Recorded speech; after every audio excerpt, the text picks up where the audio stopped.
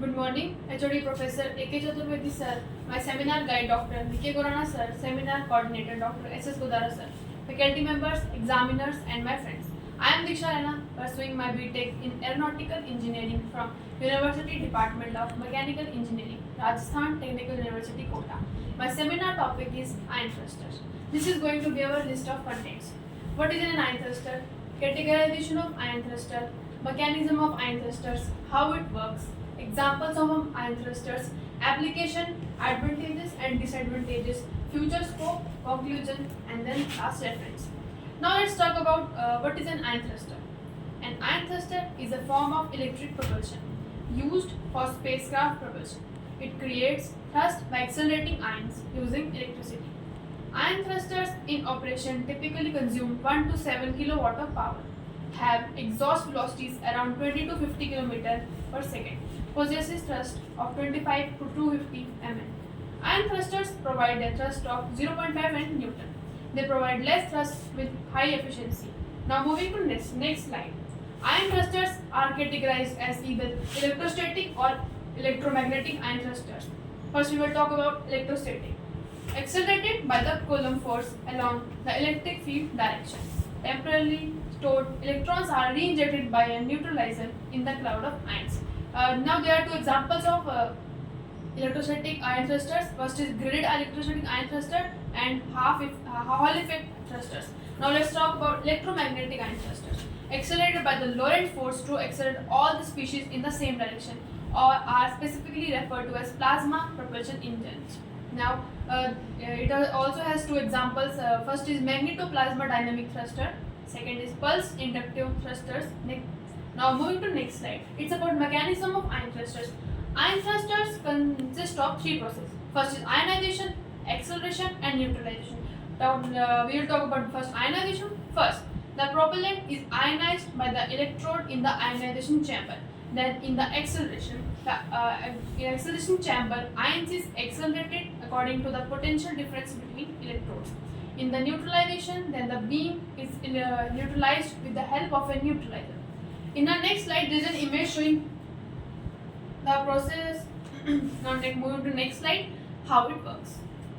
An ion thruster ionizes propellant by adding or removing electrons to produce ions. Most thrusters ionize propellants by electron bombardment. A high energy electron, means negative charge, collide with the propellant atom, neutral charge, releasing electrons from the propellant atom and resulting in a positively charged ion. The most common propellant used in ion propulsion is xenon, which is easily ionized and has a high atomic mass, thus generating a desirable level of thrust when ions are accelerated. Moving to next slide, now we will see a short video about the working of an ion thruster because it will be more specific.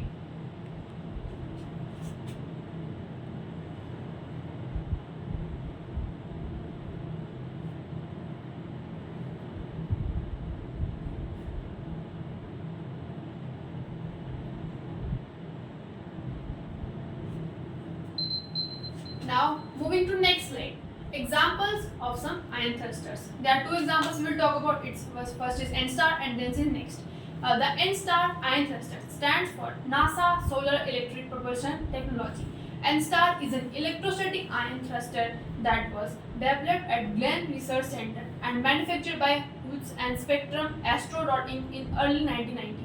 It is an electrically powered spacecraft propulsion system that uses electrical and possibly two magnetic fields to provide the tiniest amount of thrust. Due to the low thrust that has been created, the velocity of an aircraft slowly changes from low to high, making it ideal for a long mission compared to other available chemical propulsion. In the next slide, you will can see NSTAR engine that was a deep space mission. NASA's NSTAR is 30 cm and can take an input up to 0.5 kilowatt to 2.3 kilowatt and by providing thrust from 19 mm to 92 mm. The above NSTAR technology was mounted on the Deep Space Mission, also called DS-1.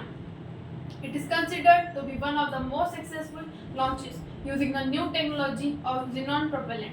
The mission was launched on 24 October 1998. The input power of thrusters were ranging from 0.48 kilowatt to 1.94 kilowatt. Moving to next slide, we'll talk about next ion thrusters. Next stand for NASA's Evolutionary Xenon Thruster. The NASA's Evolutionary Xenon Thruster next is an ion thruster about 3 times as powerful as NSTAR. Next can perform much extra equipment like large loaded payloads, smaller vehicles and other enhancement. You can see an image of next ion engine. The next engine is a type of solar electric propulsion that thrusters the electricity generated by the spacecraft solar panel to accelerate the xenon propellant to the speed of 90,000 mph. It can also produce 6.9 kilowatt thrust to power and 236 mm thrust. Now let's talk about the applications. Ion thrusters has emerged as new way for spacecraft propulsion. Therefore, it has mainly applications in space field. First, it has interplanetary missions. It has a main application in commercial defense. Ion thrusters have many applications for in-space propulsion. The best application of ion thrusters make a long life when significant thrust is not needed.